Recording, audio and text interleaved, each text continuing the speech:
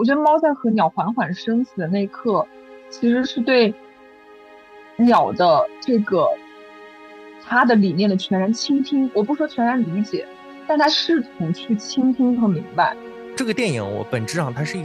个庄子哲学电影，大鸟和鲸鱼是一体的。所以我觉得到最后的时候，就是小猫和其他的小伙伴一起成为了一个真正的主体，就是一个真正的存在，不是因为他们控制了这个环境或者控制了命运，而是因为他们学会了共处。Я был коммунистом. Коммунистом остался. И из партии не выходил. Никакой ты не коммунист. Партия всегда боролась с пьянством, а ты алкоголик. Пошел вон! 欢迎来到严肃电影，我是大熊安林。Hello， 大家好，我是书童。Hello， 大家好，我是张扬。Hello， 大家好，我是影子。Hello， 大家好，我是吴导。这部作品我觉得特别让人看到就是小成本动画的这个力量。你们要不要谈一谈，就是你们觉得这几年大厂，就像迪士尼啊、梦工厂啊这些大厂的动画，有没有一种颓感，或者说为什么这样的一个小成本制作会感觉比那些大制作要更打动人呢？看完这个电影，我感觉跟一些主流的动画片，比如哪吒这种，就是我不知道我们今天聊的这个电影算不算小众，还是说受众很广，或者说它只是就是奖项比较多，就是没有哪吒票房高。就是还是挺耳目一新的感觉嘛，就是而且它的一些声音啊都特别好，由于动物的声音就会让人感觉很舒服，然后就会很舒服，就是眼睛也很舒服，然后感受上声音带来的那种很纯粹的体验。它里面的生物的就是动物的声音都是真实的声音，这不是假的猫叫，是真的就鹿猫的叫声。而且据说他们整个团队就是一起合作的这个制作团队，很多人都养猫啊，导演本人也有一只猫，所以很多的采样，包括动作的观察，然后到声音的捕捉，都是从真实里面来的。这个相对很简单，就是低预算它击败大厂，它首先就证明了观众他可能还是就是也不是观众吧，评委或者说各大奖项评审，他更多注重的是一个作品的内核，而不是说我表面上花了多少钱，我不能以说花费决定作品来说，我觉得肯定还是以内核为主的，不管花多少钱，你花了更少的预算或者更多的预算，相对于一部文艺作品或艺术作品来说的话，还是以这个表达内核。它相对于其他的，当然我看的动画片我真的是看的非常少，但我为数看那么几部吧，就从迪士尼那些来说的话，它已经是一个有点像罐头产品似的，就是你看着确实很温馨，也很正能量，但是从更深的角度上出发，我觉得它相对没意思，有时候看就没。就是只是很浅层的那一种，但是猫我觉得这部片子还是不一样的，它有很多方面有更深层次的表达，这是我觉得它能击败大厂的一个原因。就是大厂有一种趋同化的审美，对不对？就是它的无论视觉风格啊，然后整个故事节奏啊，人物的那个剧目式结构，就是那种很标准的写法，人物的弧光，就我觉得这种东西其实是奏效的，对。但是就是有种什么感觉？我记得我和舞蹈什么时候之前去年吧，看了那个奥斯卡的那个 shorts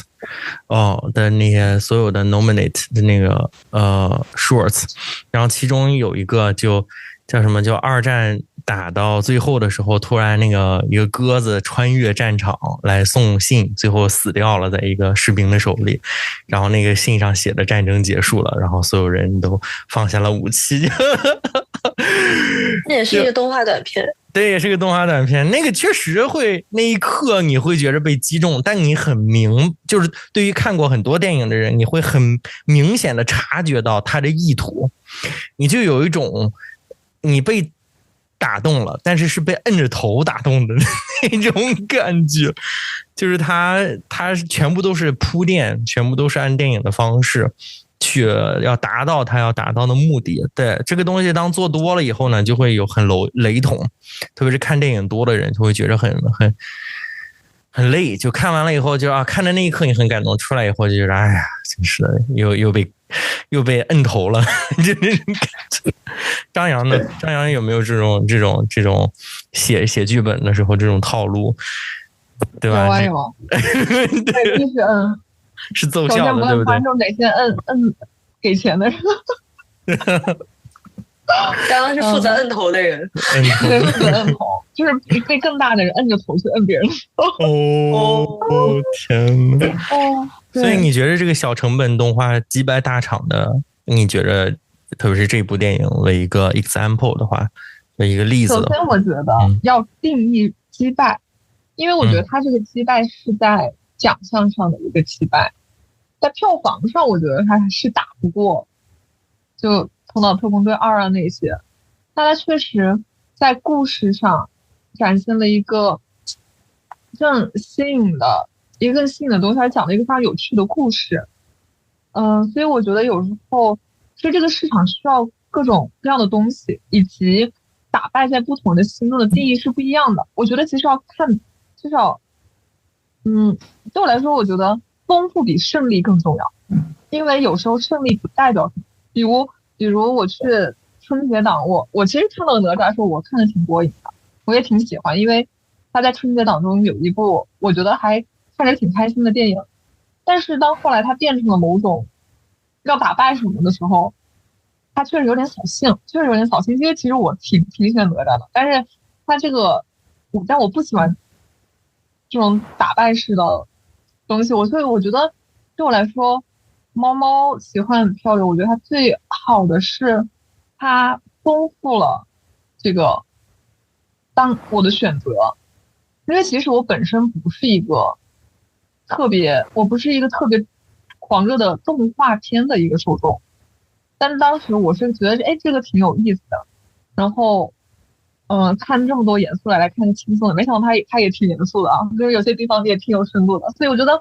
就很好，我觉得它多了一个选择，跟其他的不一样，我觉得是在不一样这一点上，它赢过那些其他的片子。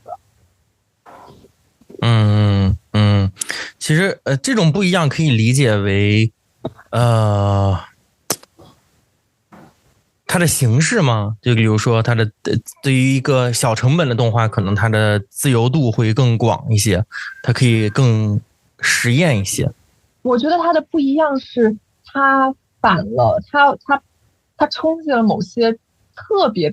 懂市场或特别懂行业的人的直觉性。就比如说，如果我今天拿着这个本子去跟行业大佬说我要做一个猫猫漂流的故事，他肯定就问这是个什么事，我说没啥故事，就是漂流，然后遇到不同的人，有点像公路片。然后我说还没有声音，我觉得我基本上就会被请出那个办公室了。我觉得它违反了一些，就是因为我觉得有时候直觉来源于经验，但是这个经验很可能就是一些东西的反复成功之后一条很简单的路，但是它又有一些非常他不玩那些花里胡哨的东西，他又讲了一个怎么说呢？我觉得挺能让人共鸣的一个故事。其实也这个小成本，其实也对他的这个创作自由可能是有帮助的。你要是整2个亿美金拍这个故事，估计也是会被请出去，对不对？是。所以你刚刚在介绍他说他需要保留那些不完美的东西，我觉得特别对，是因为它非常生动，当你要去迎合所有的部门、所有人的意见，让它绝对安全的时候，它就会失去那些鲜活的东西。舞蹈呢？舞蹈是怎么想的？对，我挺同意大家说的，就是还有包括张同学说的这个，它不能是绝对安全的事情，这个事儿，我觉得就是因为创作之外的事情想的少，所以说能出更好的东西。因为你看，那他今年有那个最大的那个竞争对手叫什么？哦，有2个是吧？一个是《头脑特工队2》是吗？然后还有一个是这个叫什么荒野机器人？哎，这我们都看过。对，那个荒野机器人，其实你如果总结上来说，主题跟这部电影有非常类似的地方。比如说可能对于环境。人类对于环境影响的这个东西的探讨，然后还有包括小动物主题啊，然后荒野呀、什么逃生啊这些什么的，但是那个荒野机器人就非常的暗头，对，就是我去看它是因为它完全是戳我喜欢的东西的那一套路数，就是什么小动物，然后站在一起，然后大自然，然后抵抗那些东西，对，就是这种电影。我看了就会容易哭，只要他拍得好，但是就是那种被按头感，所以说还是太套路了，还是想的太多了，以及太安全了。对，头脑特工队也挺好的，但是我觉得可能失去了第一部的新意吧。而且也是比较安全，我觉得。是，其实还有一部提名的作品也蛮好的。也是低成本哦，叫做《蜗牛回忆录》，是由加拿大的一个导演叫亚当·艾略特执导的，预算是400万美元，很相近哦，是差不了个几十万，是粘土定格动画，那个也是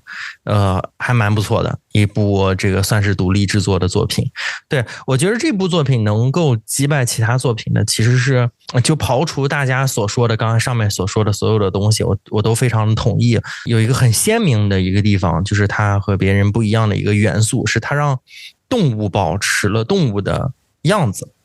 他没有把它拟人化，没有说啊这个动物突然之间啊说出来什么样的某一类人或者某一个族群的人的口音，然后或者说做出很拟人化的动作，拿东西也好，然后眼神也好，对吧？就是他没有把它拟人化，而是尽可能保留它动物的样子。角色设计和动画你是能看出来它预算限制的地方，但是动物行为的这个刻画却特别的细致，是吧？猫的抓那个木板啊，它伸懒腰啊，吐毛球啊，还有其他动物的某一些的这个反应啊，它是怎么动的，它是怎么飞的，它是怎么，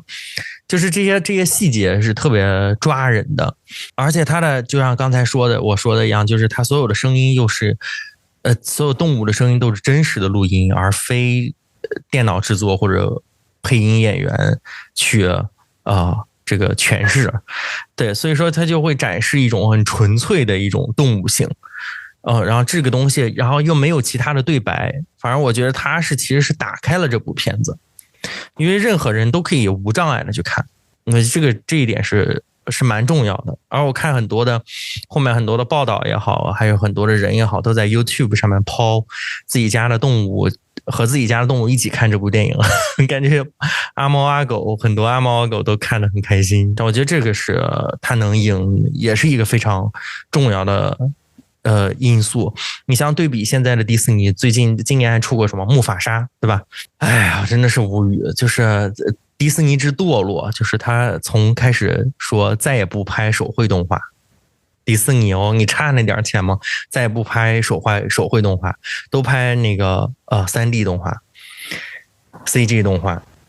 然后要不就是翻拍他自己的 IP， 然后这个 IP 那个 IP， 这个公主那个公主，然后木法沙辛巴他爸都搬出来了，拍个动物狮子，然后在那讲人话。真的就是很无聊，就真的是很无聊。他就是在挣钱，他的目的就是这些工厂或者这些大成本电影，他是精于算计的。他就算好了，哎，你这小时候看着这些长大的人，长大了吧，再割一波韭菜，不就是这样吗？就是所以说他变成了一种很死的东西，就越来越没有它的那种艺术的这个部分了，变成了一种赚钱的工具，而且它的结局也是我觉得一个就是主流动画的结局一定是合家欢的，最后问题一定会被解决头脑特工队2他不会让他这个孩子get crazy， 他变成一个神经病，他变成一个不良少年，对吧？他然后我们去着重展示这一部分，不会，他会是合家欢的，他还是一个符合美国的传统的家庭的这个文化的东西，能被广泛接受的东西。然后看到最后，无论是多么的痛苦，哪怕像 Soul 这个电影，然后到最后的时候，他还能把它强行再掰过来然后再收割一波眼泪但是它还是一个 happy ending。 但就不同于这部电影，这部电影到结尾的时候，它并没有给出一个很明确的东西，而是它是一个模糊的、暧昧的、有开放性的这就特别的好。导演本人也是这么说的，他说我不喜欢传统那些近摄、远景、特写的剪辑方式，他说我更感兴趣的是参与叙事，我喜欢在背景里面埋藏线索，喜欢用镜头说话，在游戏中你会通过环境来拼凑故事，而不是通过解说台词。我也用类似的方式来引导观众的视线，比如设置一个远处的巨大结构，从任何角度都能够看到它。我会先搭建场景，然后用虚拟摄影机在其探景，就像真正的外出选址 scouting 那个一样。他解释说，有些艺术家可以在脑中构思场景，但是我没有这种能力，我需要去发现画面。一旦我用了虚拟摄影机去找到合适的角度，画面就可以变得很即兴自然。我花了1年半来研究镜头调度、空间构图、调度的节奏。镜头在动，角色也在动，这就是像是一场舞蹈。对，他就是用那个 Blender 他做的时候，他就搭建了那一片森林，然后但他没有具体设置说我这个人物，就是我搭建这个场景的时候就已经设计出这个人物是怎么跑、怎么走，在这里干什么。而他自己拿那个就好像玩游戏一样，拿这个摄影机从这个搭建的场景里面到处看。只看看像 scouting 一样，就很有意思。我觉得这些东西都共同的让这部作品变得非常的有魅力的非常重要的一部分。就是那下面我想聊一下，就是你们看完了以后，你们喜欢这部电影吗？喜欢呀，就是会刚才有说过，就是很舒服，但是剧情上的打动其实很少。就比如就比如他们之间是怎么合作的，那个船上的那些人，那些美好的东西，或者说那群狗，那些坏的东西，这些我觉得倒是没有很打动我。我觉得更多的还是来自于就是看他们每个小动物的那种内心的那种感受，会感觉到他们因为他们没有台词嘛，然后音乐上其实也挺舒服的。我比较喜欢他的那个纯真，就是在现在的这个信息爆炸的这么一个时代，然后还有社会里边，已经很难在这个很多人与人之间的相处里面体会到这种属于动物之间的纯真了。在纯真之上，还有很多自己作者他想表达的一些可能关于气候问题，还有生命之中，你像我比较喜欢的那个点，比较感动的一个点是鲸鱼。其实我比较感动的是鲸鱼，鲸鱼相对于他总是在前2次，他总是以一个救世者的身份去出现嘛，然后到后边反而当猫的灾难消退之后，却变成了鲸鱼的灾难。但是就像那句话说的是泰坦尼克号沉没对于船上的人是灾难，但对于船上的那个龙虾来说是生命的奇迹嘛。就这一点让我就是真的是让我就是灾难只是对于你这个受难的个体而言来说是灾难的，但是它在整个自然的规律，它只是对于你受难的个体来说只是灾难，对于其他的个体来说可能它并不是。我很喜欢这个电影，不用对白或者是用小动物这个东西，我觉得它其实选择了一种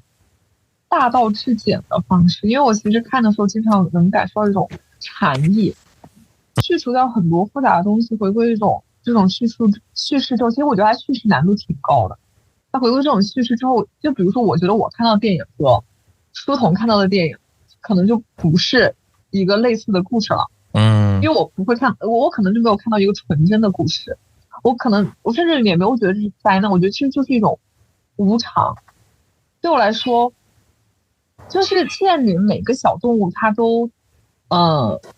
是一种在个体和集体中的一种选择。其实我最喜欢的是那个大鸟，就是那个蛇鹫。当蛇鹫一个就是抛弃了那只船飞走的时候，其实第一次是他离开自己的群体的时候，第二次他离开那个船的时候，我甚至想到了电影里面那首歌，就是一个人没有同类。我其实觉得这里面真正能相通的两个动物是金鱼和鸟，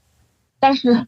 飞鸟和鱼就是他们两个，我觉得他们是真正我觉得他们对很多东西是有着同样的想法和观念的。就比如说他们在同时一起救起小猫的那一刻，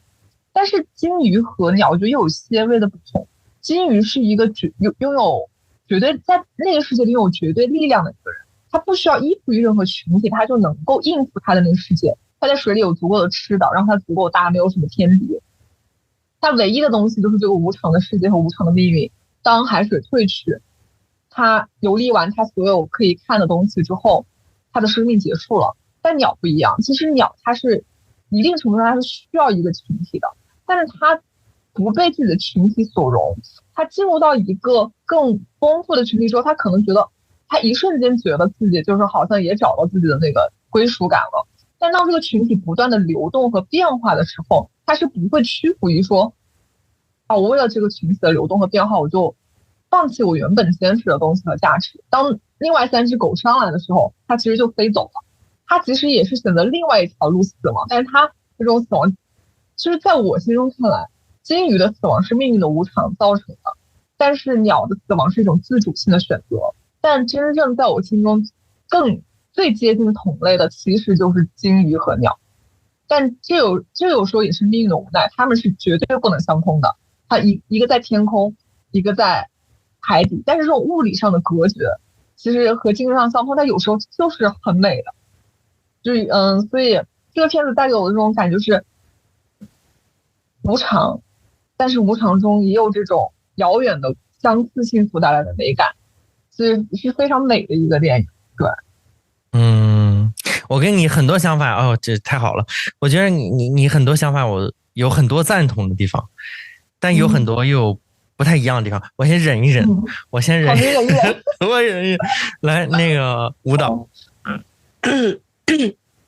我觉得，首先我觉得小猫其实是最接近人类的一个存在，就是它很像一个失去了语言的现代人。然后这个，而且我们也是最容易带入到小猫的这个视角的，也确实给了很多小猫的就是 POV 的那种视角的镜头。所以说我们就像这个小猫一样是一个流亡者，但同时也是一个旁观者。然后我们好像想要重新定义自己，然后观察和试探这个世界，看该怎么继续前行吧。包括这整个电影，我觉得也是小猫找到自我，同时找到他者，而又因为他者更明白自己和找到自己在群体中的位置的这样的一个旅程。所以我觉得小猫在这个里面是最接近人类的。然后呢，这个狗狗我觉得挺有意思的，就是那个我不知道是金毛还是拉布拉多，它跟它的伙伴我觉得还挺不一样的。对，但是我又觉得这些动物其实与其你说它们是完全迥异的存在，对我来说它们更像是人类，就是人类社会就是精神的那种几个碎片，你知道吗？就是我们都有它们这些动物身上所代表的东西在自己身上，就是它们不是完全独立的存在的。你比如说这个狗狗，它有群体性的那种盲从的，然后以及不分享的，就好像是很原始的那种有食物我就把它吃光，然后我就抢的那种状态。但是同时也有这个我管它叫拉布拉多吧，它的那种不基于策略，但是是非常真诚的、单纯的那种善意的这样的连结。所以说好像这些船上的小动物都是他们那个群体里面的某个意义上的异类。对，然后水豚就不多说了，温和，然后稳定，这个又很 chill， 对。然后这个环尾狐猴，我觉得也挺有意思的，就是乍一看它好像是非常执着于镜子，很执着于那些亮晶晶的东西，然后宝贝，好像是那种消费社会中完全被这个东西所占据的那一类人。但是其实我们每个人身上我觉得也都有这一部分，虽然我们比较想逃离这一部分，但是如今在这个社会中使用社交媒体，然后参与消费文化的我觉得都有这个环尾狐猴的这一部分。那大鸟我觉得特别 INFJ， 我就说那一只大鸟啊我也就是 INFJ。 对，就是挺有它真的很有意思。然后我觉得最有意思的是大鸟为什么要飞走，为什么它要飞升，而且飞升的时候小猫跟着它升了一段，但是小猫又落了下来，就是所以说它们之间的区别是什么，大鸟到底是一个什么样的存在，我觉得是可以很深入的讨论的。然后这鲸鱼我觉得是最谜一样的存在，在这部电影里其实你很难真的定义它。我觉得鲸鱼其实也是，就是如果我们要把这几个小动物和大动物都看成是人性中的一部分的话，其实鲸鱼我觉得几乎是一种存在的边界的一种神性的东西。然后它是我们看不见但是始终能感受到的那个存在。然后我觉得在这个鲸鱼身上它有一种对超越的一种渴望，然后同时对自然和对未知的，对于这个张扬同学说的这个偶然性是吗？就是大自然的偶然性或者什么的这个东西的敬畏。因为这个鲸鱼它一直在水底下，但是总是会在关键时刻出现。我觉得这个水几乎有一种潜意识一样的存在。对，所以我不知道该怎么去理解这个鲸鱼。然后对，我觉得这很有意思。然后你就看这个小船上的这些小动物，就感觉像好像在这个语言和制度都已经被取消的这么一个世界里，还有什么样的人性得以存在，然后他们以什么样的方式能够存在。对，我觉得挺有意思的。就是其实我喜欢这个电影是一开始是淡淡的喜欢，对，但是我是在跟你的交流中发现你这么喜欢这部电影，而且每看完一次，除了第一次就是因为太累了都睡着了之外另外2次然后你都看哭了之后，然后我在问自己说那为什么会喜欢这部电影，我才了解到我喜欢这部电影就是因为这个电影给我的感觉是OK， 这个世界不好，也可能不会变好，但是，就是那个但是，是所有事情的玄机，是所有让我感动的，让我能继续抓住，或者说像小猫一样愿意留在这个世界上的那个东西。对，所以说很难用很具体的词汇来形容，因为它是一个非常直观的一个情感的东西。对，所以 OK， 直接把麦给你吧。这部电影呢，就是它特别打动我，它讲了很多，但是是以一个非常电影的方式去讲的。讲了什么呢？讲的就是我们的故事。影片一开始就是小猫在一个水的倒影之中看着自己。影片结尾的部分是他认识的那些小伙伴，留下那些小伙伴共同的，然后也是在照镜子，就是那个水池里的那个倒影。对，那个其实照的是谁呢？是我们所有人，讲的是一个人的故事。就这里面猫特别像什么呢？猫特别像一个每次有重大灾难的时候都会警觉，然后我知道往哪儿躲，然后我生存下来了，但同时我因为这个躲的过程也慢慢失去了与人之间的联系。就像很多人他是我为了躲避一些风险，我可能润到了别的地方，然后但同时也切断了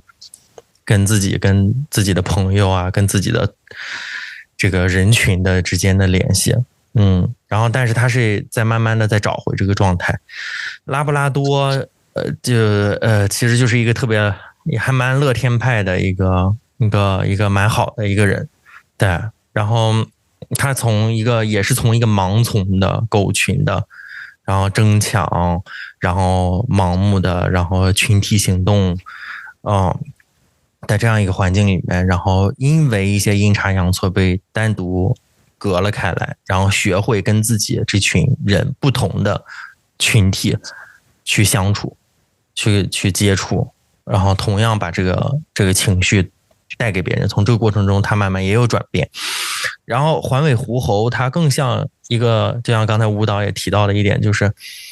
它是一个特别消费主义时代，然后我这也买，我那也买，我囤积癖，我囤很多亮晶晶的自己很喜欢的东西，但最终灾难到来的时候你却一样都带不走。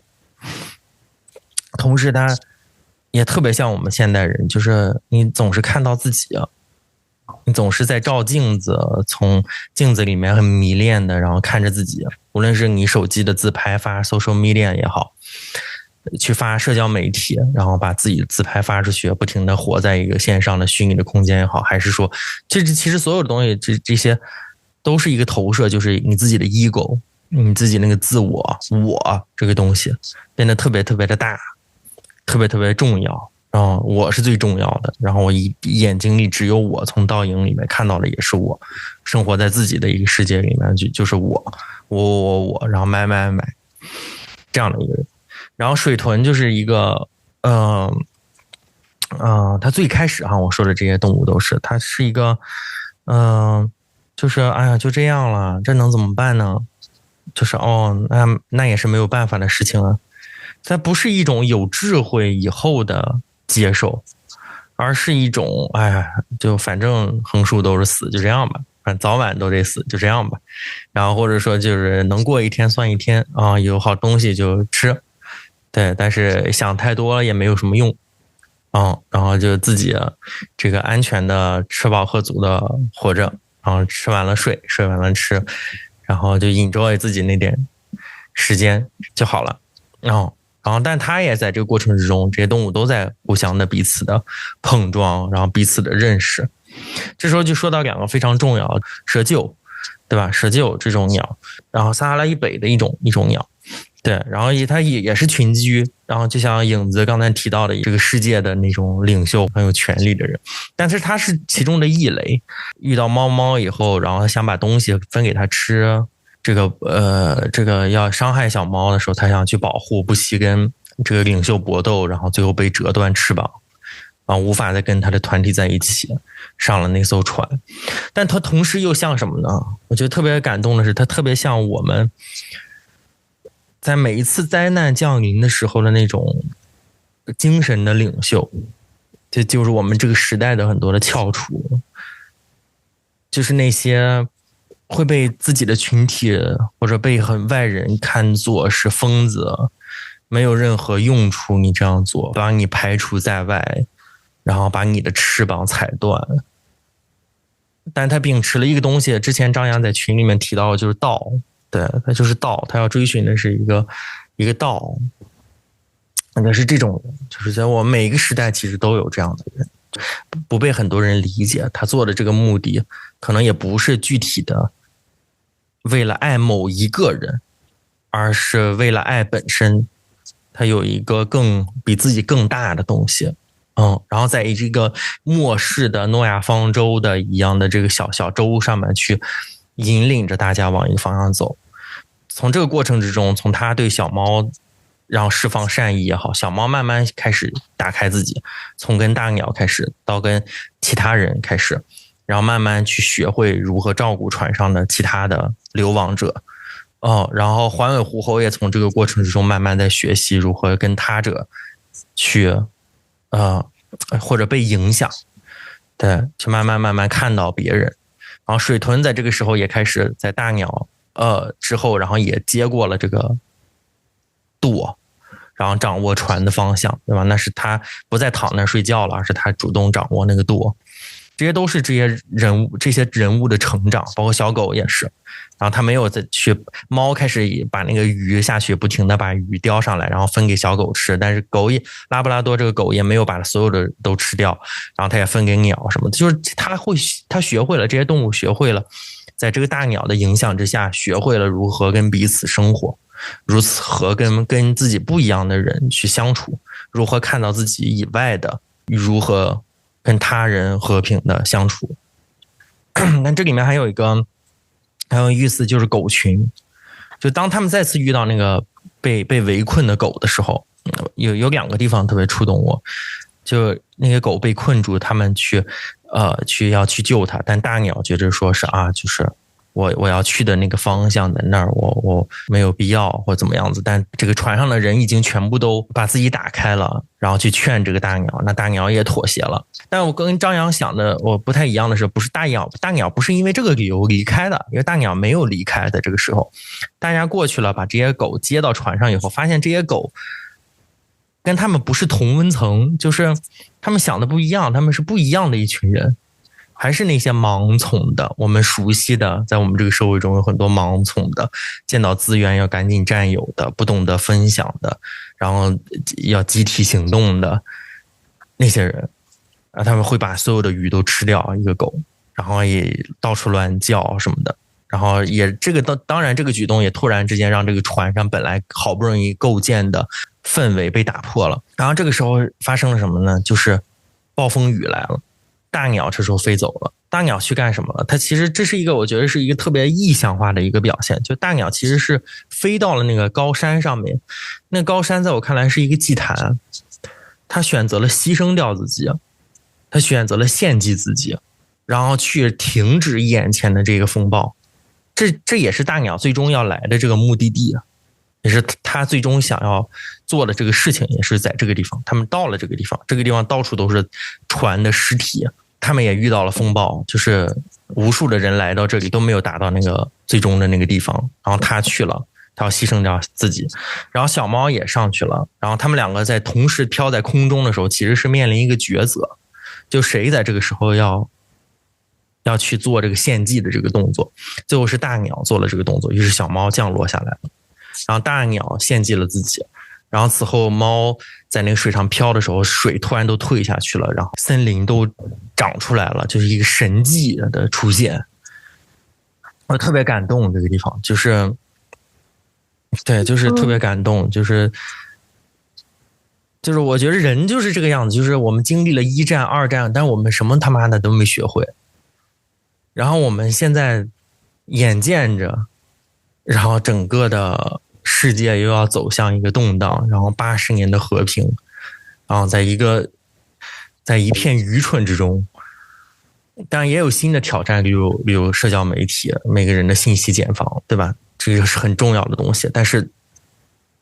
它正在毁灭，它就像另一次即将来到的洪水一样，就这样一遍一遍来，一遍一来 ，so tired， 所以说这部电影我觉得来的这个就让我非常的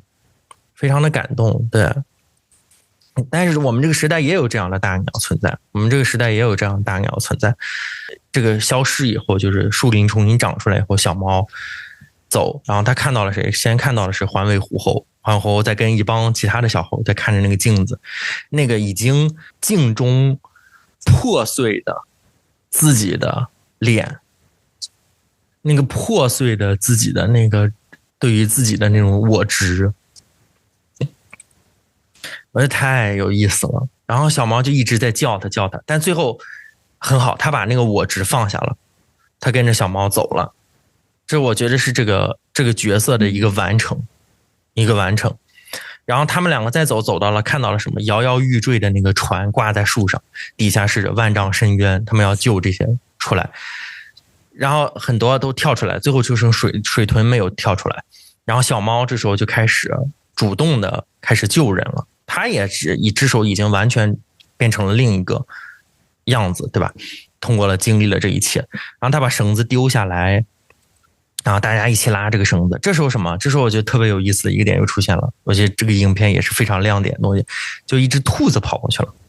然后其他的狗群本来在拉，这时候突然看到那个兔子就唰全都跟过去了，然后突然这个绳子就松了，船又要快掉下去了，然后就剩下这几个小动物抓着。所以这个狗群是什么？我觉得这个狗群就特别像疫情之后的我们之中的很多的朋友。就经历了苦难以后很快就遗忘了，然后就回到一个生活的惯性之中，就他不会再去思考这个东西，也没有像其他的小动物一样学会跟彼此的相处，而他就回到了一个灾难之前的生活的状态，他就继续去追兔子了，就走了。就特别我觉得特别像我们这些经历了疫情的人，然后就觉着哎呀天哪，太精准了。就是水豚最后在艰辛万苦之下被救到了，几个小朋友然后团聚在一起。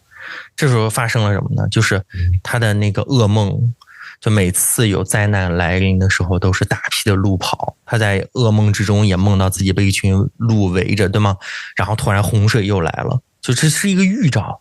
就是好不容易这个灾难在他们的这个领袖也好，这个精神的这个大鸟的牺牲之下换回来这短暂的和平，突然之间地动山摇，鹿又开始跑，他那个已经 PTSD 了小猫，然后他就疯狂的望着他眼目之所及最高的那个地方疯狂的奔过去，然后就要往那个地方跑，就像他可能无数次做的那个样子。然后他又离开了他的朋友，切断了所有的联系，然后又要回到一个一只猫的那种孤独的自己的但是能活下去的状态，他在往那个地方跑。这时候突然他看到了什么？看到了濒死的鲸鱼。那鲸鱼就本来是大海里面是最畅快的，这个 twist 就是当树长出来以后，它又是一个濒死的状态，然后小猫过去然后蹭它，但是他从鲸鱼里的眼神，我觉得那个眼神他没有，这个片子没有任何台词，但是他从鲸鱼的眼神里，我认为他看到了什么呢？看到了一种接受，就对于无常的接受也好，或者对于自然的接受也好，是一种 accept 接受，而这种接受让这个小猫平静了下来，然后他又学到了一个新的东西，就是接受灾难，接受这种不可能不可控的可能要死掉的东西，甚至接受死亡本身。然后几个小动物依偎在一起看向那个镜子，然后当所有字幕过后，然后一片海洋之中，然后好已经没有任何其他的动物大陆树木了，就是一片汪洋，在一个日落之中，鲸鱼游了过去。最后要说一个什么呢？就是我觉得我和张扬的有一点的观点可能不太一样，就是我不觉得大鸟和鲸鱼是完全两种不同的东西，我觉得它们完全就是一种东西。我也觉得它们是一种东西，但我觉得他们在一个关键地方做了区别。我觉得关于这一点的理解上，我们的不同也造就成了关于那个大鸟的选择。我也觉得大鸟是因为狗要上来它走的，但我觉得它飞走这一点只是因为它不想和狗同行。我觉得大鸟是一直在试图寻找自己的归属的，但是在狗过来的那一刹那，它其实在那一刻决定我要自己去飞。就是这一种我为了守我的道而放弃这种集体诉求的时候，它其实做了一个哪怕死亡我也要飞走这个选择。我觉得因为在我心中那个风暴只是就是他，因为我觉得他离开不是一个瞬间的选择，我觉得他在风暴起了之后，只是他离开的一个时刻点，他要在那一刻离开了。因为我觉得就是我觉得其实在我心中大鸟也不至于要救世，我觉得这里面没有一个是要救世的，就是包括最后鸟和猫的选择，其实也是在于猫猫最后其实还是选择了，它对这个集体还是有希望的，它相信这个集体就是仍然有它改变的可能，所以它还是回到了集体，送了这个鸟最后一程。因为这可能我自己心中是觉得这个鸟没有到要去到，包括我觉得他去救，他为什么会选择救猫而不救狗啊？因为你看，因为在我心中，他不想让那个狗上来的行为本身就是要放弃救狗的，而水豚是怀着一种非常朴素的善良，就是谁都救嘛，就是谁遇到困难我都救一救。但是其实鸟是一直非常精心的挑选着自己的同行者的，当他不想跟狗同行的时候，他就觉得我干嘛要救他上来？所以我觉得他不是一个对所有东西我要全要救他一个怀着大爱的，我觉得他只是在坚守自己的道，而他遇到了不同道的人硬要在一起的话，他就不走那条路了。但是猫猫它其实还是有它的希望本身，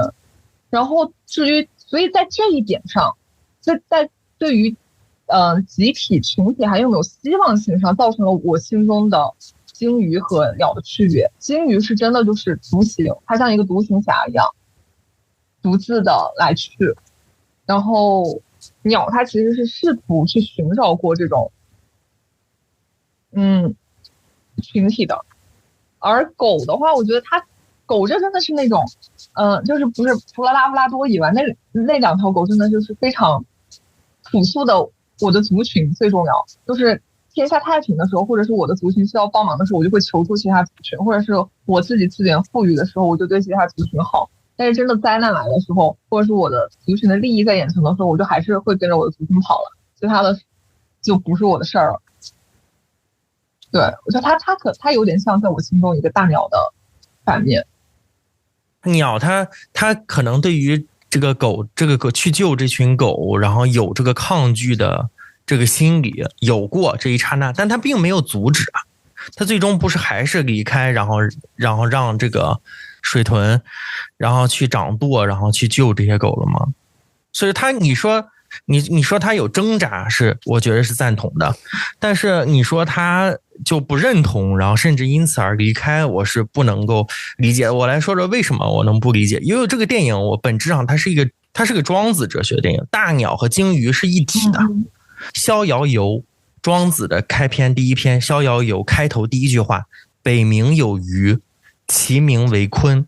在北方最辽阔的这个海域里面有一条叫做鲲的鱼然后这个鲲多大呢？不知几千里啊。然后化而为鸟，其名为鹏。就是说这里面的有一个东西，就是说这个鱼多大，就是它有几千里那么长。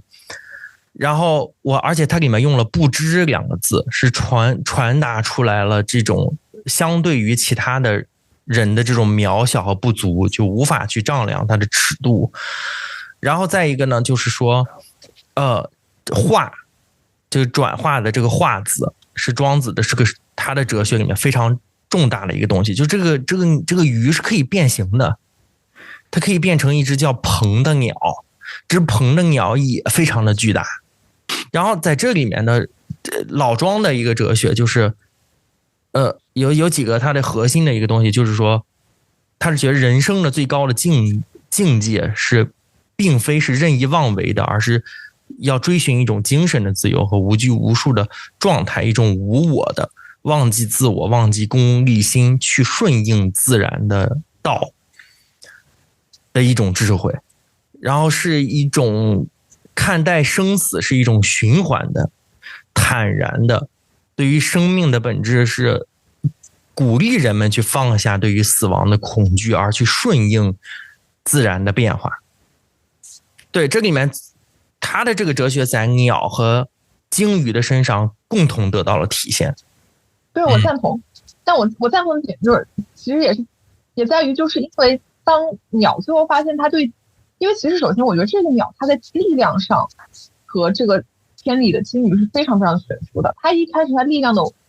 它生存的所有的优越条件都来自于它活在那个鸟群之中，来自于那种秩序和群体的力量。我觉得他最后去选择自己的道，所以我觉得他殉道，就是因为他看出了，就是他最后对于集体力量的这种依附，他觉得禁锢住了自己的道的时候，他就飞走了。他觉得道比自己原先的生存的方式是更重要的，他就飞走了。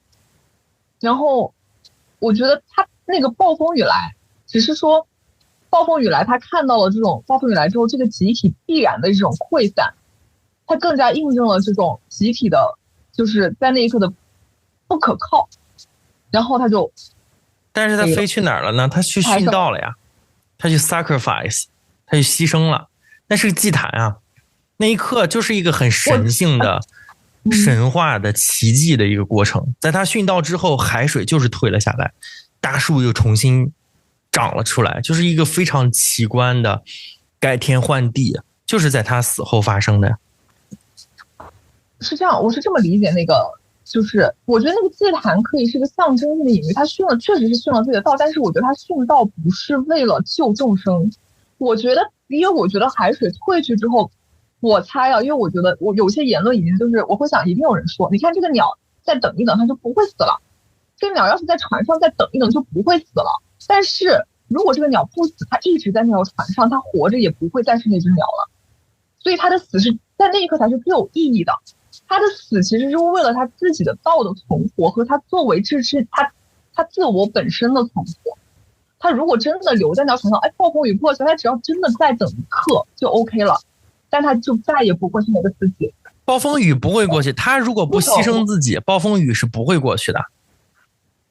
为什么呢？这个故事就是这么表现的呀。他的整个东西，他的选择，他脱离鸟群之前，他就是一只鸟。他脱离鸟群之后，他有自己的精神性，他就不是鸟，他是鹏。就像鲸鱼也不止一只。不会啊。可是在我心中，这个暴风雨过去是因为鸟死了，这个是你家的呀。不是影片展现的呀，是影片的视觉，它的。我可以加一点，时间顺序并不是个因果关系。它就是因果关系啊。我可以说什么吗？其实这一点上我有点更同意这个张扬同学的，就是因为我觉得这个是属于个人解读空间，因为大雄特别喜欢这个鹏和鲲的概念，觉得和这个影片特别的搭，所以你自然也去这么解读，但我却觉得确实可能有解读空间，就是这个鸟是不是它出于知情和自愿的去为他人殉道，而不是为了更多的是自己的原因。但我觉得这个其实即使从历史上看，它也不矛盾。很多人他是为了自己的原因去牺牲的，但是他同时可以救很多人。就是这个事情它也不一定是矛盾的，因为我觉得大鸟跟鲸鱼的存在很不一样的是，大鸟它是有自己的性格，还有喜怒哀乐的这么一个凡间的鸟。就是它被踩断翅膀了之后，依然是想跟同类走的。然后呢，小猫一开始来朝它套近乎，其实它也是不是很想理小猫的，因为它有自己的我觉得是情绪在，所以说它不是一个完全超凡脱俗的这么一个像耶稣一样的殉道者的存在。我觉得它是一个凡人。对，但是鲸鱼不是，鲸鱼真的就是一个神性的存在，即使是它最后的死亡，依然是和鸟不太一样的。但是鸟的那个死亡，最终是完成了它的这个生命的某种升华，所以我觉得这个中间是有解读空间的。就鸟，它化身为它和鲸鱼的这种转化，就是从它开始要升华，它牺牲开始的。那个地方浓墨重彩，在一个这么有仪式感的铺垫，暴风雨之中，非常冗长的台阶，然后非常神秘的装潢，到了一个平台，然后要被天献祭，然后最后化为一片彩光。然后在这之后神迹发生，大海退去，森林丛生，这还不够明显吗？亲们，我觉得这个区别是在于说，我想回到我来的地方，然后我带着对世界的爱和绝望和我的痛苦，但是我的这种想要把我的生命 give up， 然后换来某种希望的这样的一个祈求和祈祷，然后确实得到了某种回应。我觉得这是一种，还有另外一种是你说的，就是我非常有意识的和主观能动性的，我知道可以完成这么一个交换，就是如果我死了，大家能活下来，然后我把自己献祭了。我觉得这个中间是有区别的，就是大鸟不一定知道它的献祭行为是献祭行为，我觉得他有可能只是要回到自己来的地方，那个天空的地方。就我的意思是说，这个地方你应该允许大家有解读空间，就是你的这个解读非常的美，也非常的好，我觉得也成立。但是你也要允许张扬同学的那个解读的方式，因为我觉得也有道理，就只是这样。好的，调听者。好，什么人格？突然间发挥了作用，不奇怪。你说。是的，这个是我最就是核心的一个点。我觉得他并不是要救所有人，他爱抽象的理念胜过于眼前这具体的几个动作。对，所以我很能理解他。不是，什么鬼？不是，就是说，就很鲜活呀。就是说。哎，等一下，我找到了这个滑点，就确实这是我批评你的点，是的，这是我批评大雄的点。就我经常批评他，我说你热爱全人类，你为这些抽象的概念热泪盈眶，但是你对于个体经常是，有某种恶意的，对，不宽容的。不是说不善良，而是说，当面对个体的苦难，或者是在我面前活生生的具体的人，然后那些大爱的东西可能会转化，就或者说他不是用那种态度去看具体的人的，就是我作为一个 INFP， 我感觉很不一样。对，就是，唉。就是那个抽象的东西，你对大鸟特别有共鸣是吗？就你的其实就是你就这个神奇宝贝，你的这个最终进化形态是鲸鱼是吗？转化，牺牲之后然后转化成鲸鱼。但是我有个问题哦，我并不觉得鲸鱼也是，我甚至觉得鲸鱼对理念什么的更不在乎，他是个完全脱离群体的人。就是如果这个鸟还要为了群体去牺牲，然后它的目的是脱离群体的话，因为这是我的感受，我觉得鲸鱼真的已经看淡这些的。鲸鱼在我心中，它是天地不仁，以万物为刍狗，它甚至都已经没有这些救不救的这些概念了。对，它就是最终实现了庄子强调的忘我，忘掉自我，忘掉功利心，顺应自然之道。然后去获得这里面的自由和对于生命的体悟，就是 accept， 就接受这种不确定，接受灭亡，接受自己的死亡，接受这个世界可能就是会很无力，就是会变得很糟，对。但你要接受它，视之为一种自然。我觉得我们就是观点有个分歧，还有一个点就是在于，可能我这个视角的一切出发点都是在于，我们跟猫一样，本来是一个大群体，然后本来猫还占领世界的，突然就没了，只剩我一只小猫，我要怎么去选择群体的过程？所以我的视角一直都是个人和群体，然后你的视角可能就是老庄的那个哲学，一个蜕变的过程。所以我觉得也挺好，这个片子有它的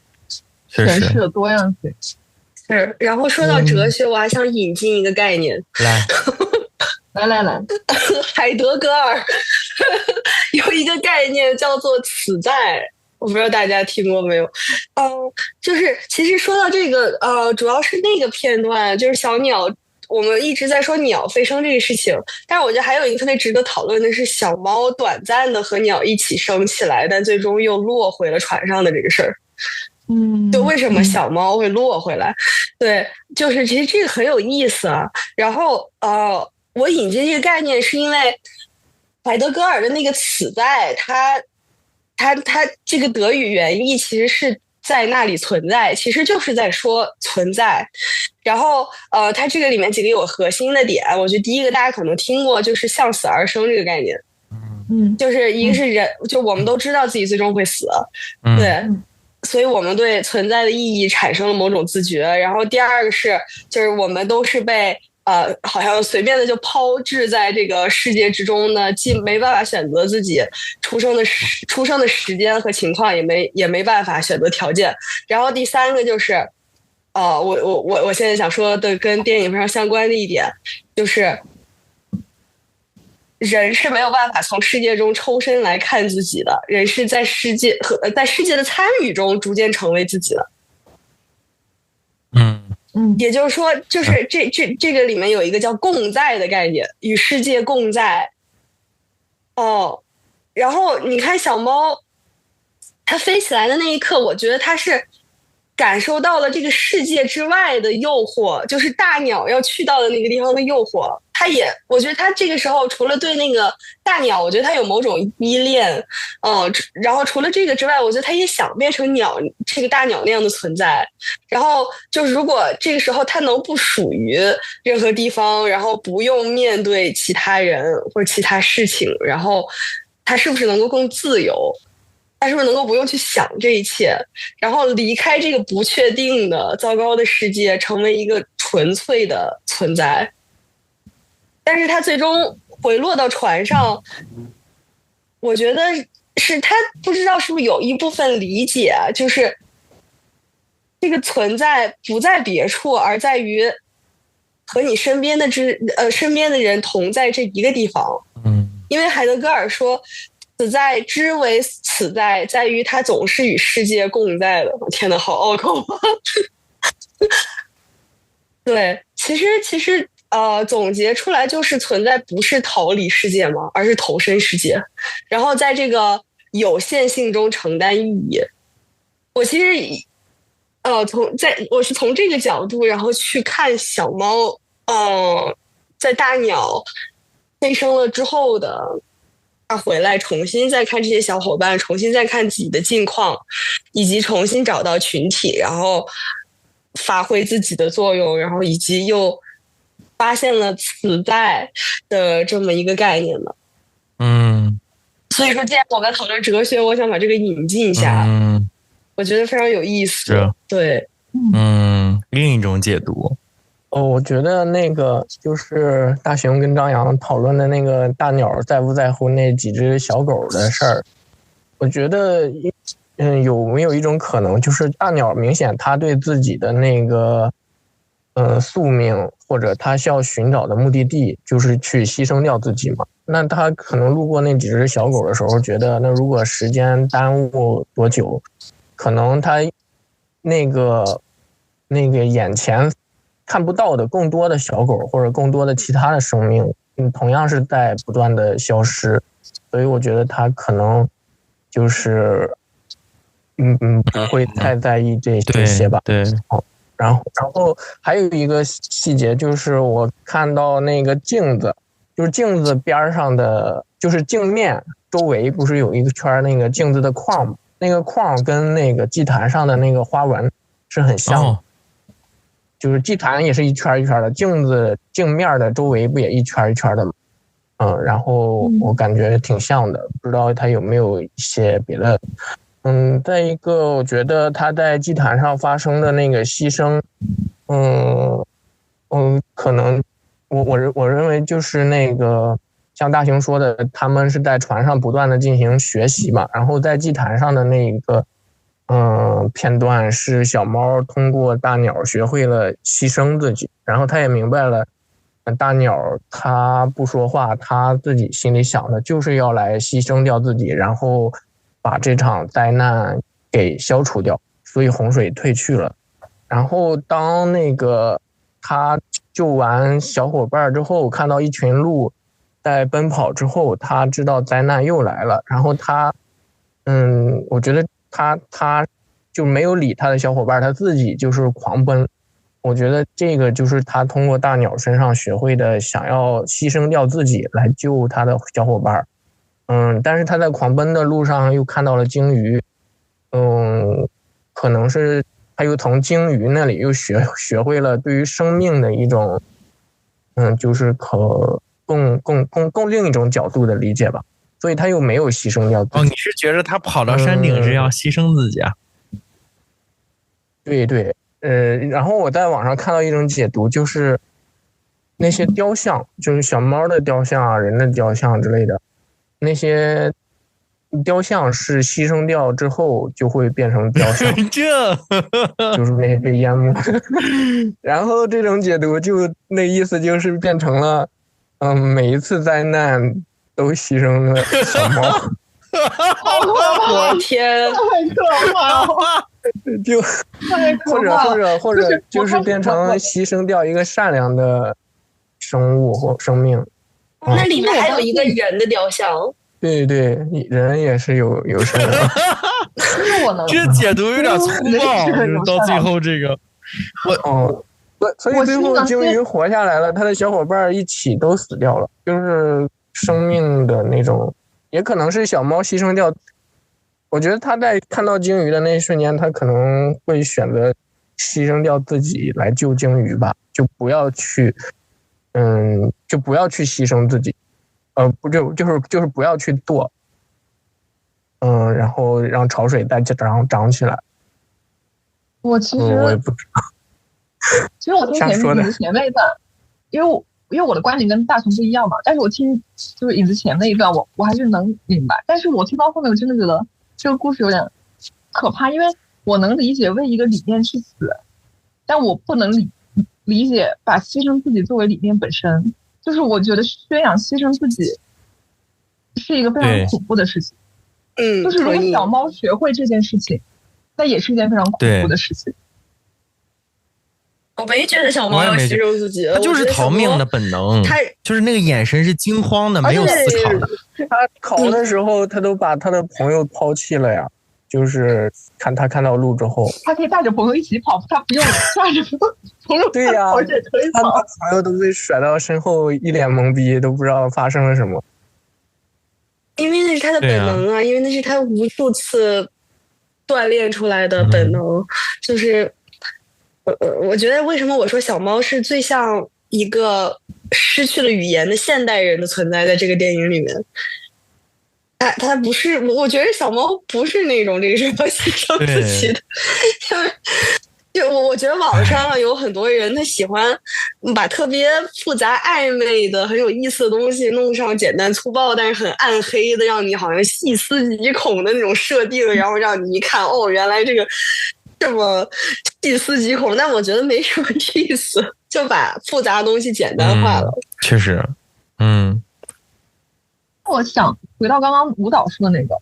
我觉得我跟优方就思考想了一下，因为那个概念，其实我觉得这个特别美，它让我想到一个，就是舞蹈刚刚说了之后，我突然觉得在这里面最美的一个友谊其实是发生在鸟和猫之间，就是在猫，就是我觉得猫在和鸟缓缓升起的那一刻，其实是对鸟的这个他的理念的全然倾听，我不说全然理解，但他试图去倾听和明白，然后在明白之后也做出了自己的选择。他们明显不是完全同类的，他们不是同类，猫和鸟本身，但他们之间又缔结了一种能够彼此理解的东西。在那一刻，他们同时升起的一刻，他们就共同存在在那此时此地，我觉得其实非常美。对，我就觉着这个小猫和大鸟的关系，它是非常超越的，就它不是基于物种，对吧？你看开头会觉得这个小猫还可能是大鸟的食物，就是食物链上面是这个关系，然后不是基于他们的什么角色历史，而只是基于行为本身。其实他们之间没有语言，然后也没有一个制度，就只有这个选择的连续性，就我选择去理解你，然后我选择去保护你，或者我选择这个时候给你这条鱼，冒着需要对抗我全族人的这种风险，就是特别的美。所以为什么其实我刚引进此在这个概念，我就是还想说他者这个事情，就是因为哪个哲学家来说来着他，然后他还说过，就是当然有很多人说过啊，但是我忘记他的名字了，那个最著名的。然后他说，就是我之所以是我，是因为有他者。然后你会看到这个电影里面，他们不停的在，特别是小猫啊，然后看那个水面自己的倒影，基本上每发生一次什么灾难吧或者什么的，然后都会有这样的镜头。对，就包括这个镜子啊什么的。对，那他看倒影的时候，这个里面到底在说什么？我觉得是跟自我有关系的。所以我说就是自我和他者的关系，然后他者和世界的关系，从而我和世界的关系。所以存在不是逃离世界，而是投身世界，然后在那个有限性中承担某种意义。所以说我们参与世界的时候，也是在和他者相处，然后在去和他者相处的时候是认识自己的。所以为什么最后一个镜头真的就是几个小伙伴，就是几个小动物一起看向他们的倒影。对，就是从他者身上重新发现了自我。对，然后就是感觉像是我之所以是我，是因为我被抛进这个世界，并在那里遇见了他者。你看那个小猫，它跟那大鸟一起飞上天空的时候，我觉得它就真的是渴望成为那种纯粹自由的存在，就渴望离开这个混沌这个水。然后其实海德格尔还有一个相关的概念叫做此在的冲动。刚刚不是说了此在吗？然后这个叫做此在的冲动。那这个冲动就是要试图脱离有限，试图脱离我们被抛入的这个有限的环境，进入超越。但小猫最终又回落了，然后看到了水上的伙伴，看到了那些依然望着他的他者，你知道吗？然后这个时候我觉得他是明白的这个之间的可能某种关系，即使他不是真正思考之后得出的，可能只是某种这个时候我还是想回地面的这么的一个决定或者一个冲动。然后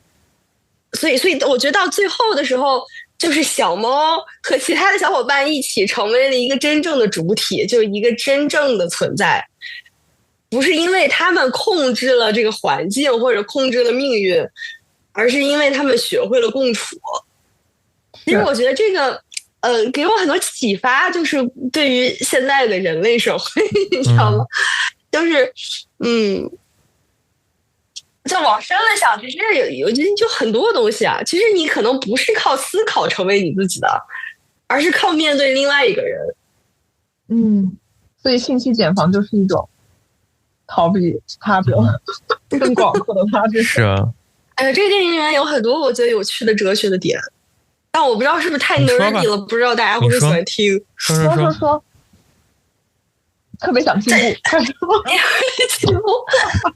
就是那个，就是你看这个电影，我觉得它的中文翻译就挺俗套的，虽然很可爱，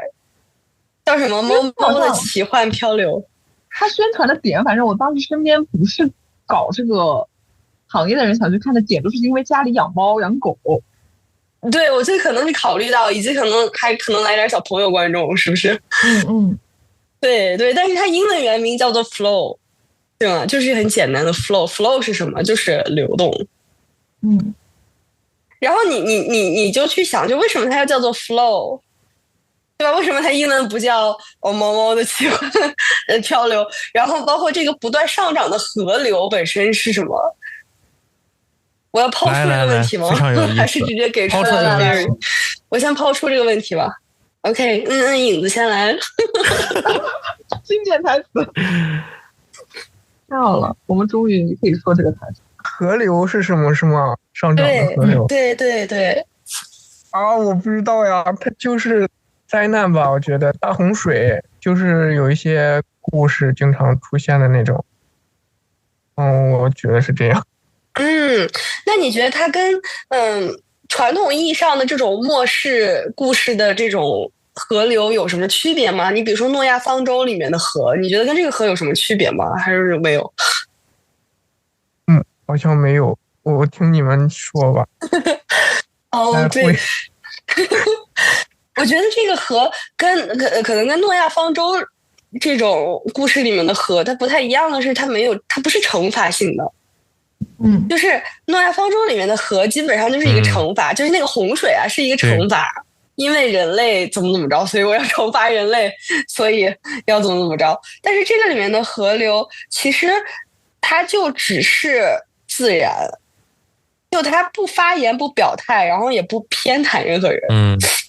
就它也不需要去执行某种道德，然后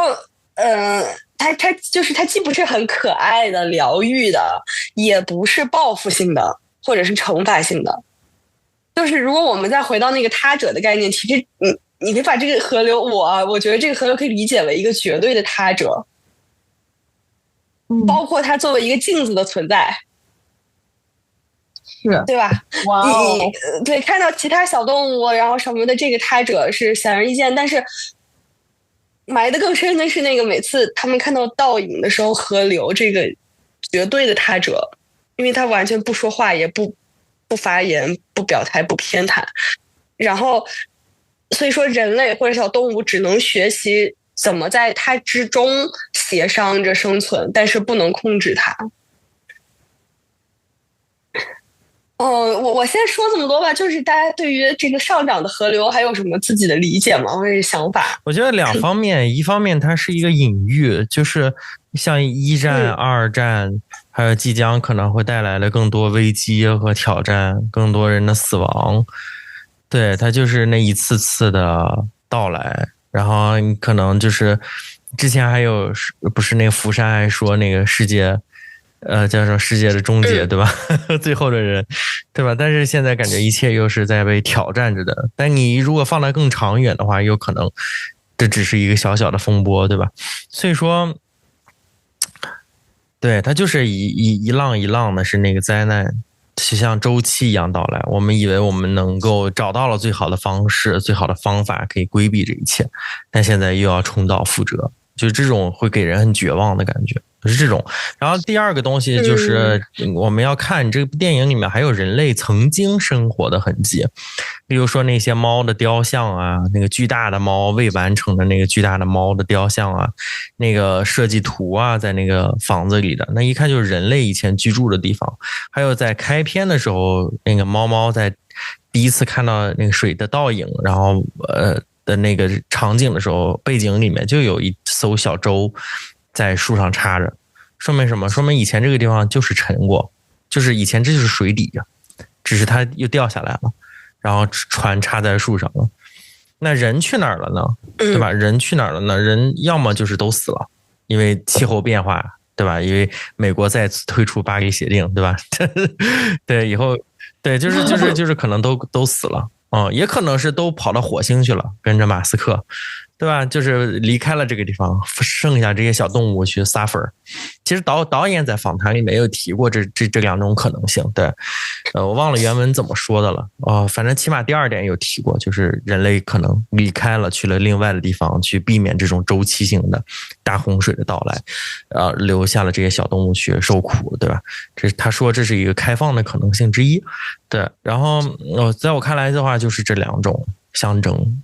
那这里面其实第二种的话，就跟你刚才说的可能会有一点点的冲突，就是这里面是有因果性的，它是一视同仁的，对于在小动物现在的视角来看是一视同仁的，但它是人类造成的结果，而这些人或者是人类造成的后果，而剩下的这些其他物种，这些小动物们生活在人种下来的这个后果之中。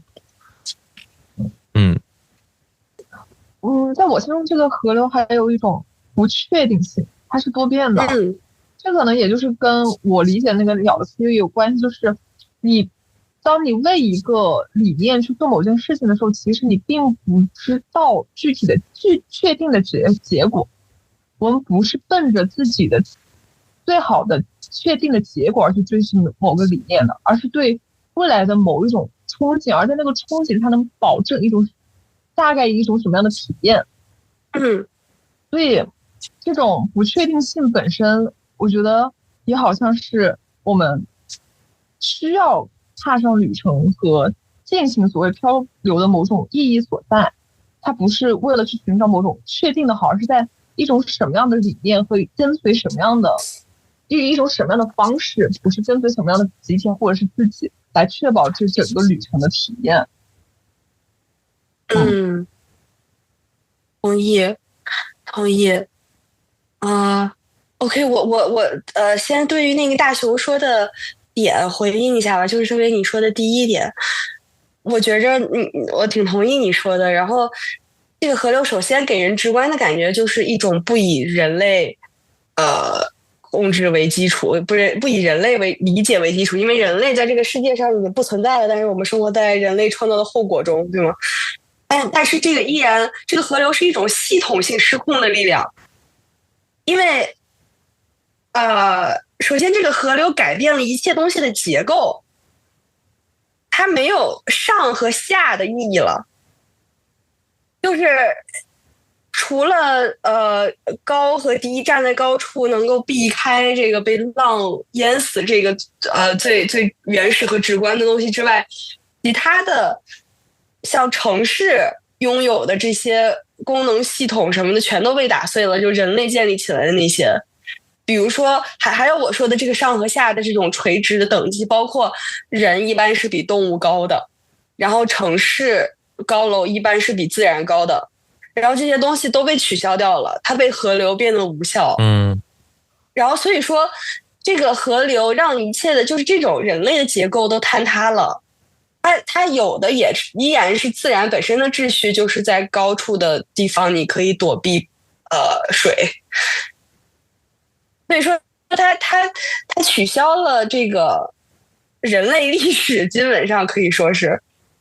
然后人类的那个系统变成了一个完全失效的过时的系统，然后这里再引进一个哲学概念，叫做 hyper object， 中文好像是超物。它是一个叫Tim Morton 还是中文叫莫顿的一个哲学家提出来的。什么是超物？超物是粗犷的，可以被定义为一个你无法看清轮廓却永远被它包围的现实。然后这个 Tim Morton 说，你永远无法跳出超物去观察它，你只能在其中游泳。所以这个河流在这个情况下是可以被理解为一个类似于超物的东西的。然后更何况我觉得这个河流的产生，它之所以这么上升，然后一直在淹没东西，也跟这个气候变化有关，对吧？这个是我们现在就已经可以想象的东西。对，所以说，其实如果说到现在，这个它不只是电影里面人类的后果之后产生的河流，这个超物不只是河流这个具体的东西本身，这个超物除了河流还囊括这个河流的成因，也可以囊括气候变化，然后就是这整个巨大到超出人类控制范围甚至认知范围的存在，我们没有办法完全的掌握它们，然后我们只能在其中慢慢失去方向感，我们也没有办法从外部观察它，因为我们只能身在其中。大家，我解释的清楚吗？就是对，清楚。对，所以我觉得引进这个概念也很有意思，就这个河流和它所代表的一切在这里绝对可以是这么一个 hyper object， 就是一个超物，一个你无法看清轮廓，没有办法站出去控制和理解，但永远被它包围的现实。那这些小动物也是被这么一个超物所包裹的。然后所以它先是打破了原本的超物，然后对，可以这么理解。对，原本的人类那个系统也可以说是一种超物。对。然后然后 OK， 那超物这一趴结束的话，还有就是你不觉得这个河流是成了一个交流的一个主导的方式吗？因为这部片子没有语言或者人类意义上的语言，它连接了这些所有不管是相遇还是别离、死亡，还是某种意义上的新生吧。说完这个之后，我要再引进海德格尔的另外一个概念，叫做世界的隐退。我们习惯于依赖语言来构建世界的意义，对吗？但是这个影片它偏偏就没有语言。我记得大雄在群里发的有一个问题，好像大概问的是为什么这个没有对白的电影比有对白的从很多意义上还更 effective， 就是它传达自己的东西能传达的甚至更好。然后再说到这个海德格尔的世界的隐退，他很有意思的提到了流动这个概念。而流动就是 flow， 对吧？就是这个电影的标题。它的意思是什么是世界的隐退呢？就是当我们的语言崩塌之后，当我们不能再用语言去理解这个世界。什么叫用语言理解世界？比如说我们看到一棵树，可能不是想到树本身，而是用树这个词相关的经验，然后语言结构去捕捉了树的这么一个概念。所以当语言这个东西消解了之后，然后事物的存在不再通过词汇显现，那它通过什么方式显现？是通过一种流动的方式。然后这个时候世界会隐退，就当语言消失，当我们没有办法再描述世界的时候，世界本身它就不会再显现为我们熟悉的那个样子，而是会变得模糊沉默。然后在这个模糊沉默之中会让人感到不安，但是世界还在，只不过它不再通过语言然后来显现自己。所以你不能再说哦，这是灾难，这是河，那是城市，这是家。你只能去看着那些正在失去的东西，然后那些漂浮的东西，然后那些不断流动的东西，然后你只能去体会这个世界正在变成什么，因为你已经没有语言了，因为这个世界正在隐退。其实我们观众也是在经历着这么一个世界的隐退的过程，和小猫一起。而这个片子就是不给观众语言的，小猫不会拟人化的说狗狗我的好朋友，大鸟我的恩人什么之类的，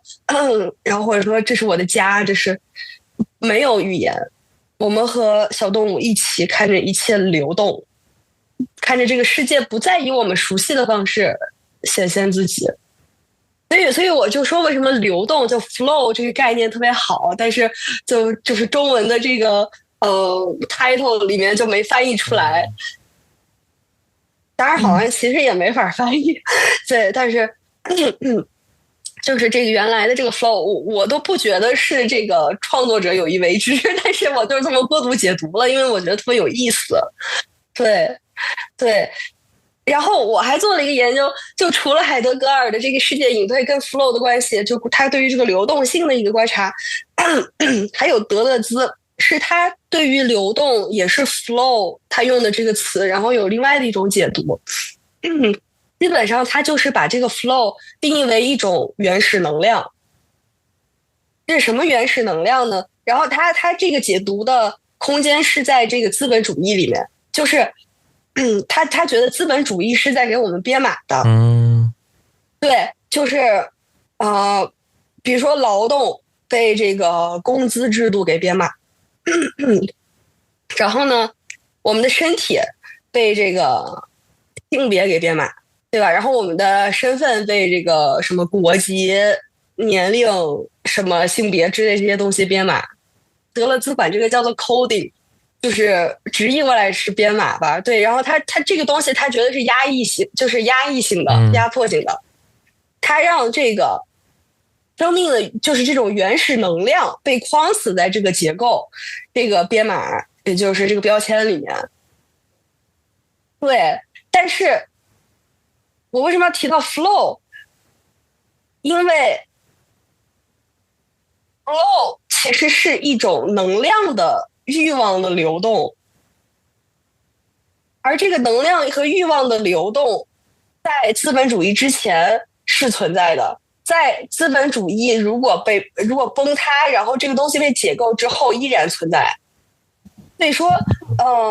你看某些历史时刻，比如说战争，或者是灾难，或者是社会结构就彻底的崩溃了，这个时候一些可能一些标签就会消失，然后一些被压抑的这个能量又会重新回来。然后这个东西它管这个回来的这个东西叫做流动，就叫做 flow。那其实是一种生命能量和欲望的流动，一种 flow， 就一种无法归类，然后也无国家，没有主语，没有这个控制中心的这么一个原始能量的状态。这个时候有一个更晦涩的概念叫做脱域的流动，就是脱离和疆域脱域的流动，脱离原本的领地和结构，然后流动无法阻挡的生命动力。虽然这个很晦涩，但你觉得在这个电影里面其实也可以体现到这些概念，对吧？人类的系统完全解体了，这些结构都不存在了，然后空间也失去了秩序，对吧？没有高楼，也没有高和低，然后包括动物们好像也不再被这种物种的阶级，或者甚至很多时候被食物链所限制，可能甚至可以超越，然后一切都是在漂浮的流动之中。流动的时候，我们甚至都看不到它是怎么流的，因为一切都在水下。就很像资本主义这个资本主义的这个 coding， 就是编码崩溃之后的可能会有的景象啊。而如果你想看这个气候变化，现在全球变暖，这个河流的产生肯定也是跟资本主义有关的呀。所以这个水作为flow 里这个电影里面的这个主导元素，我觉得也是象征意义上的一个这个解码后的流动。这个编码其实是对于自然的征服，人类对于自然的征服和利用。但这个东西如果随着它的失序，然后这个编码就会变，这个 coding 就会被破坏掉，它就会回归成一种无序的更自然的状态。对，有趣。哇，所以最终还是所以就回到了这个片子的核心啊。它是一个老庄的哲学，对不对？就是当所有无论是你说的 coding 也好，什么也好，当这些所有的失序到来的时候，它就会失序，就是自然本身，它就会回到一个自然，无论它是谁的后果。所以我们能做的其实就是接受它，就接受这种无序的到来，并且视之为自然，接受自然的这种规律。然后和自己也可能会有的命运，包括可能的死亡。其实我以前也会觉得，就是而且营销号也常写你要去爱具体的人，不要爱抽象人。但是说实话，我觉得在我当下，我觉得要去强调爱抽象的人，因为我觉得现在太没有理念了。我觉得摒弃到所谓一个抽象的人之后，就会堕入到像，我觉得很容易陷入到一种困境，就会变成那个黑狗和那个柴犬。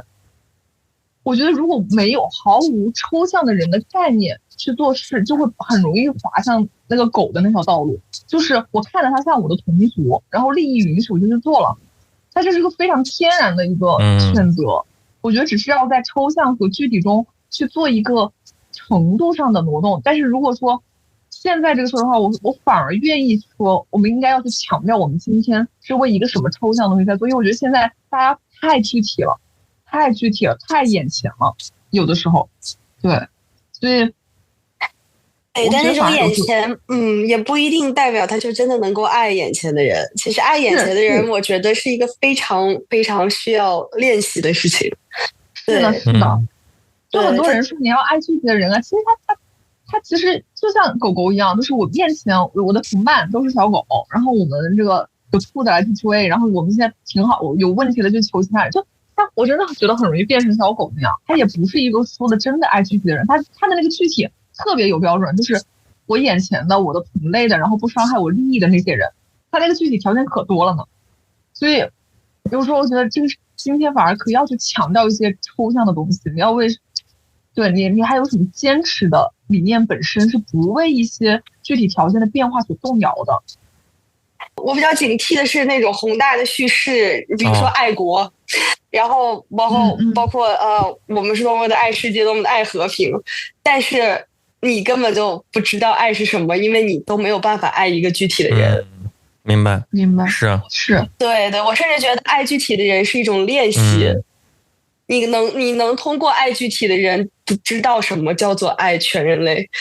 对，其实人也是需要通过去爱具体的人来检视自己的抽象理念。是的，对。我其实特别同意刚刚舞蹈说，就是爱具体的人是更难的。只是说，我觉得现在很多营销号也好，或者是一些大家会用这一句话来变成一个不去思考更抽象自己所谓道的东西的一个理由。